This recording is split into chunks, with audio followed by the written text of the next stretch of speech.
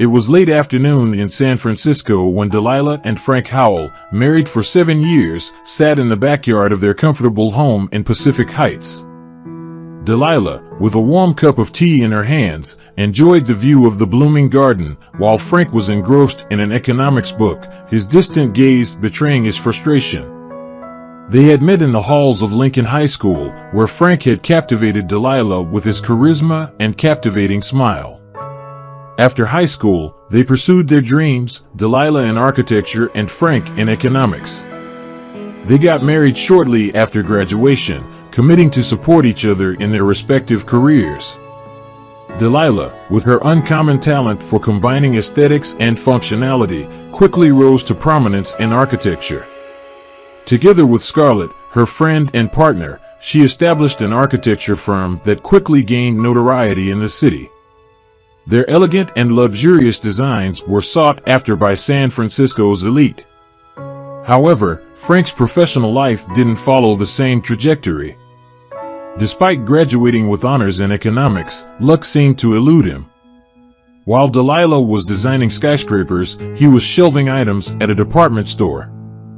The disparity in their careers created an underlying tension, but they worked hard not to let it affect their marriage. "Delilah," Frank said, breaking the silence, "I feel like I'm stuck. You're up there conquering the world, and I'm just spinning my wheels." She looked at him, sympathy in her blue eyes. "Frank, I believe in you. You know that. These things take time. You're smart and talented. You'll find something in your field, I know it." Though comforting, Delilah's words failed to dispel the cloud of disappointment and dissatisfaction that hung over Frank. 3 years after that day in the backyard, a new hope emerged for Delilah and Frank on a cold February morning. Delilah discovered she was pregnant. The news came as a warm, bright light in the shadow that seemed to have settled over Frank's life. "We're pregnant," Delilah announced, barely containing her enthusiasm, holding the positive test. 9 months later, little Alvin arrived, bringing a fresh breath of life to the Howell household. His blue eyes resembled his mother's, and his toothless smile was enough to bring joy to even the greatest of days. The couple's life continued, now with a new routine dictated by feedings and diaper changes. Delilah, even in the midst of motherhood, continued to shine in her career, working from home when Alvin slept and attending to clients at the office when Scarlett cared for the baby. She was happy, successfully balancing her role as a mother and architect. On the other hand, Frank struggled to find satisfaction in his work. He saw his wife succeeding and being admired, while he still hadn't secured a job in his field. Frustration began to gnaw at him. "Delilah," Frank said one night after putting Alvin to bed, "I feel like I'm failing." "Failing you, failing Alvin.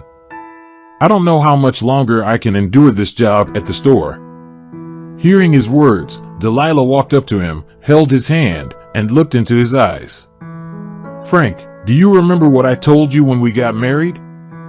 We're in this together.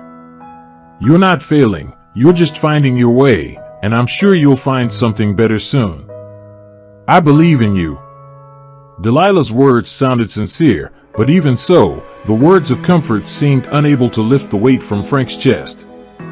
Alvin had just turned 3, life seemed to have settled into a predictable rhythm until the day Delilah went to visit a work in progress. The construction was to be one of San Francisco's most luxurious buildings, but on that day, it seemed like nothing more than a maze of concrete and steel. "Please be careful, Mrs. Howell. There's still a lot of work going on," warned the construction foreman, a burly man with a serious expression. She smiled at him. "Don't worry, I'm used to this," she replied confidently.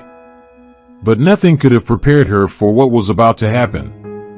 Walking on the steel beams and wooden stairs, Delilah stepped on a poorly placed ladder. The moment her foot slipped, she knew something was terribly wrong. She fell from a considerable height, landing with a dull thud on the concrete floor below. When she was found, she was unconscious, rushed to the nearest hospital. She spent days in a coma while Frank and Alvin waited anxiously for news in the hospital's waiting room. When Delilah woke up from the coma, life as she knew it had changed. After numerous tests and medical evaluations, the doctors delivered the news: the accident had damaged her spinal cord, and she would be confined to a wheelchair. "You'll have to relearn many things, Delilah," the doctor, a middle-aged man with gentle eyes, said. "But with physical therapy and determination, you can have a full and happy life." The words seemed to echo in her mind as she tried to process the new reality. She felt like she had been hit by a tsunami, unable to find solid ground under her feet. Frank, who had been silent until then, held her hand. "We'll face this together, Delilah. I'll be with you every step of the way." The couple then faced the hardest days they had ever encountered. Despite his insecurities and frustrations, Frank became Delilah's support pillar, helping her with her recovery while also trying to maintain the household and care for Alvin. However, the mounting tension and bitterness lurking beneath the surface threatened the delicate balance they were trying to maintain amidst a routine filled with medical appointments and physical therapy sessions. Delilah found herself almost isolated from the outside world, but there was one constant, a familiar figure that appeared regularly to alleviate her loneliness: Scarlett. Scarlett, with her captivating smile, was a force to be reckoned with. Having shared a passion for architecture and the intense journey of building a successful business with Delilah, their friendship had deepened over the years.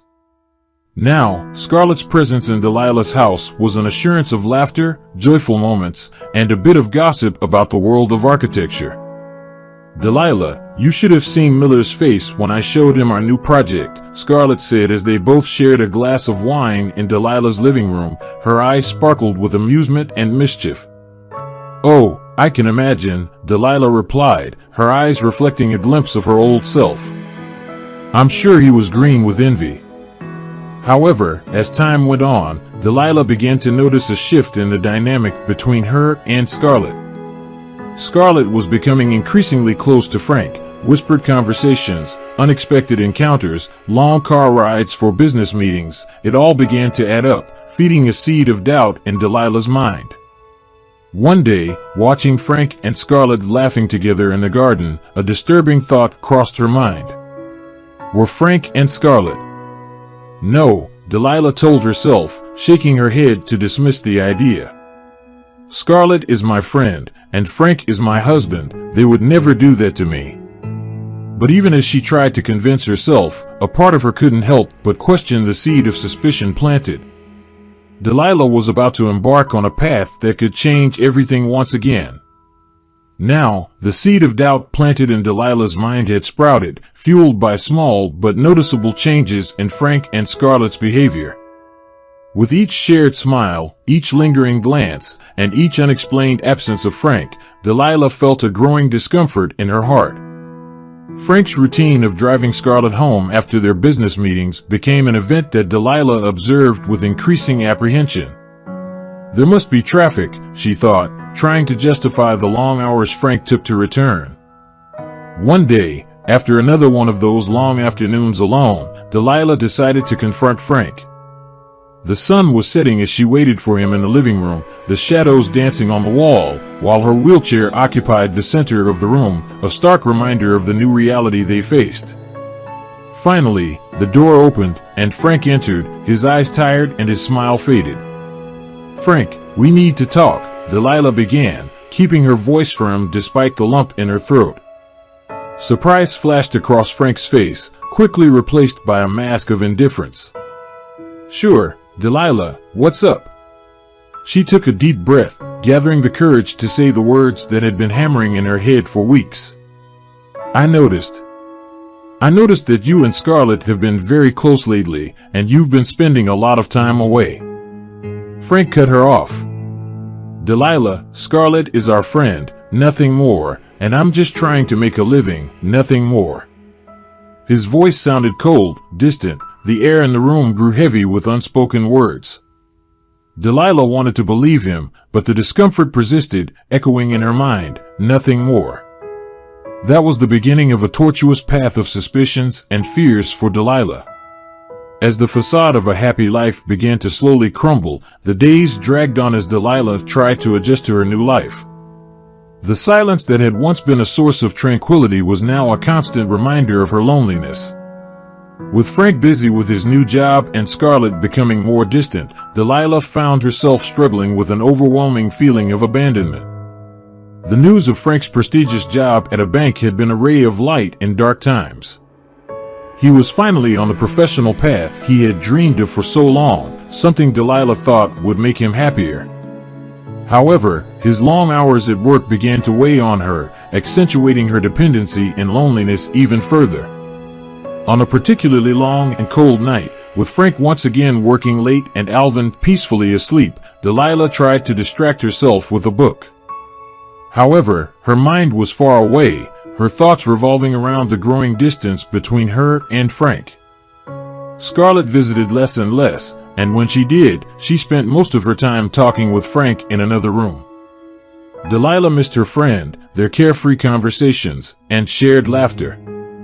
Now, every visit from Scarlett seemed like a reminder of the chasm forming between them. One day, as she watched Frank and Scarlett engrossed in conversation in the home office, Delilah couldn't hold back the tears anymore. The frustration and sadness that had been building up for weeks overflowed into a silent flood of tears. "Mom, are you okay?"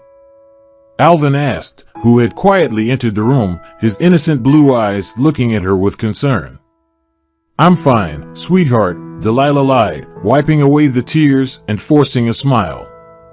"Mommy's just a little tired, that's all." Little Alvin, even without fully understanding the situation, snuggled up next to her, offering silent comfort. It was in that moment that Delilah realized that, despite everything, she was not alone, and she decided that somehow she needed to fight for herself and for her son. It was a gray afternoon when Frank came home with a somber expression that Delilah had never seen before. She watched him as he moved around the room, seeming to carry the weight of the world on his shoulders. Upon seeing Delilah, he stopped, and after a deep sigh, delivered the news she never expected to hear. "Delilah, I'm leaving home," he said with a voice laden with sadness and determination. The room was suspended in a deafening silence. Delilah felt the ground disappear beneath her, the shock filling her mind with a deafening buzz. "What? Why, Frank?" she asked, her voice barely above a whisper. Frank averted his gaze, a dark flush covering his cheeks. "Scarlett and we're together." Delilah's heart shattered like a crystal vase breaking against a stone floor. She swallowed hard, trying to process his words, but they all seemed hollow. "Why are you doing this, Frank?" she asked, her voice filled with anguish. Frank looked at her, his eyes heavy with guilt. "Delilah, you've always been the star, always the best at everything, and I've always felt inferior to you, humiliated. And Scarlett, she makes me feel important. She helped me get the job at the bank, she made me feel like a real man." Delilah fell silent, Frank's words piercing her heart like sharp daggers. She looked at the man she had loved for so long, the man who had been her companion and best friend, and wondered where it had all gone wrong. Reality struck her like a punch to the stomach, leaving her breathless. Her perfect life had been nothing but an illusion, a sandcastle that was now crumbling around her. She looked at Frank, tears burning in her eyes, and said with a voice choked with pain, "I didn't know, Frank. I really didn't know." And so, with an impassive expression, Frank packed his belongings and walked out the door of their home, leaving behind a desperate wife and a confused son. He got into the luxurious car parked in front of their former residence, the bittersweet irony of his new life in stark contrast to the anguish he left in his wake. Scarlett, with her cold eyes and a triumphant smile on her face, stepped out of the vehicle, wearing a red coat that contrasted with the gray day. She walked up to Delilah with false sympathy, her hand touched Delilah's arm as if offering condolences, but her words were venomous. "Delilah, it was always you, the clients, the awards, the projects. You were always the favorite, she said, disdain evident in her voice. Perhaps it's time for you to know what it's like to lose something, to experience a little desolation. It might be a valuable lesson for you. With these words, Scarlett turned her back on Delilah and walked back to the car, the cruel smile still dancing on her lips. She got into the vehicle, closed the door with an audible click, and drove away, taking Frank with her. She revealed herself to be fake, cruel, jealous, and manipulative. Desolated, Delilah found herself alone in the large house, with the reality of her situation settling in like a dark shadow. She cried, painful sobs echoing through the silent house, the world around her crumbling into pieces. Little Alvin, with his childlike innocence, ran to his mother, embracing her with his tiny arms. He didn't fully understand his mother's sadness, but he knew something was very wrong. "Don't cry, Mommy," Alvin said, his little voice trembling, his big, frightened eyes fixed on his mother's tear-stained face. "I'm here." The sun set on the horizon, enveloping the house in darkness as Delilah faced the harsh reality of her new world, a world without Frank, betrayed by a friend she had trusted, and with a heart shattered upon realizing the extent of the pain Scarlett had always hidden behind the mask of friendship. The next day, a deafening silence filled the house as Delilah tried to cope with everyday tasks, each movement a sharp reminder of Frank's betrayal. In the middle of the afternoon, the doorbell rang, breaking the monotony. Outside, waiting was Martin, Delilah's physiotherapist, a tall and friendly man with tousled brown hair and a kind gaze. He brought with him a gentle energy that illuminated the dark house. "Delilah, I missed you at today's session," he said, concerned. "Is something wrong?" With moist eyes and a trembling voice, Delilah told Martin about Frank's departure and Scarlett's betrayal. He listened patiently, his expression becoming increasingly serious. "Delilah, I'm so sorry," Martin sighed. "No one should go through this. I promise I'll help you get through this difficult time." Delilah shook her head, her eyes filling with tears again. "I can't afford physiotherapy anymore, Martin," she said, her lips trembling as she confessed her financial worries. Martin looked at her for a long moment before giving a faint smile. "The physiotherapy will be free, Delilah. You need help now, and I'm willing to do it." And so, Martin became a constant presence in Delilah's life. He assisted her with rehabilitation exercises, making sure she maintained movement and strength in her muscles. He also proved to be a skilled cook, bringing meals to the house and sometimes preparing dinner for Delilah and Alvin. His companionship brought a certain relief to the house, a glimpse of normality amidst the storm that had become Delilah's life. Months turned into a year that brought both growth and healing. Delilah, fueled by Martin's support, began to bloom again.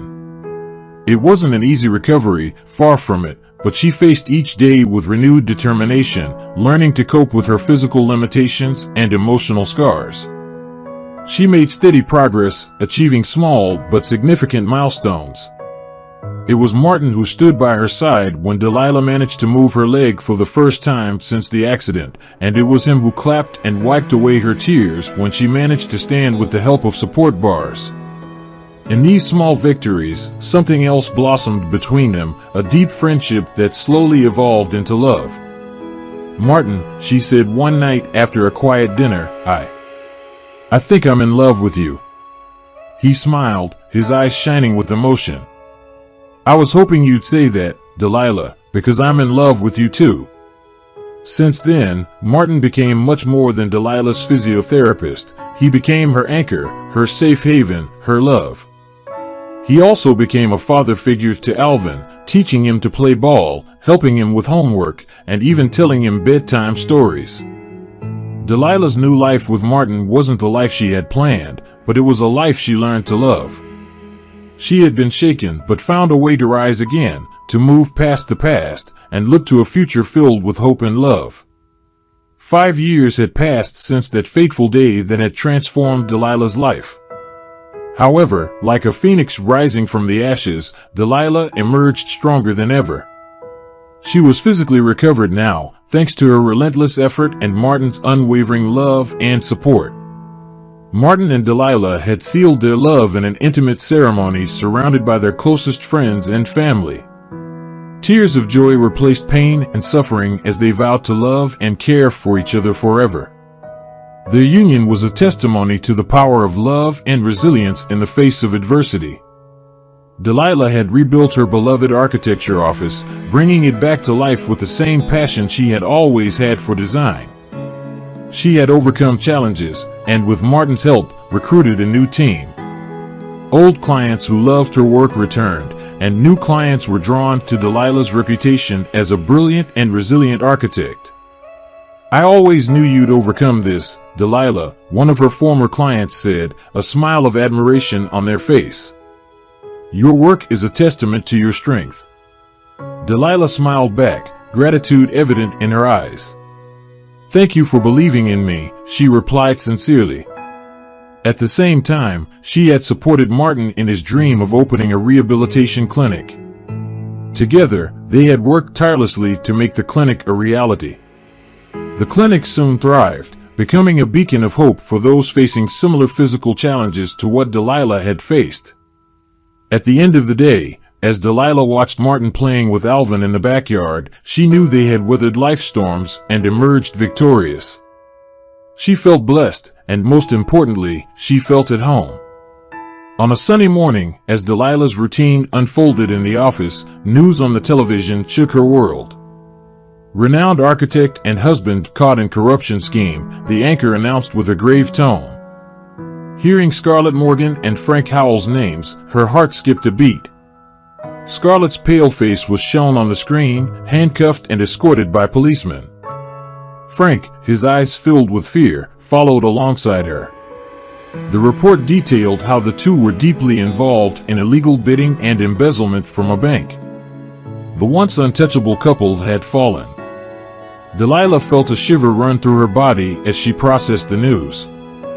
Martin, who was by her side, immediately put his hand on her shoulder. "Are you okay, Delilah?" he asked, concerned. With tears streaming down her cheeks, Delilah nodded. I feel sad for them, Martin," she confessed, her eyes still glued to the screen. "Despite everything, they were a big part of my life." Martin wrapped his arms around her, providing a safe harbor amidst the storm of emotions. "I know," he murmured. "But they made their choices, Delilah." Delilah sighed, nestling even closer to Martin. "Yes, they did," she agreed. "They're reaping the greed and envy they sowed, and now I can reap all the good I've done." The tears continued to flow, but a smile of relief appeared on her face.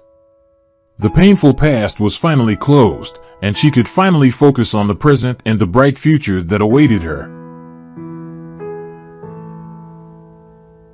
Thank you for joining us today on Deep Stories. Be sure to like and subscribe and hit that notification bell so you don't miss out on our next video.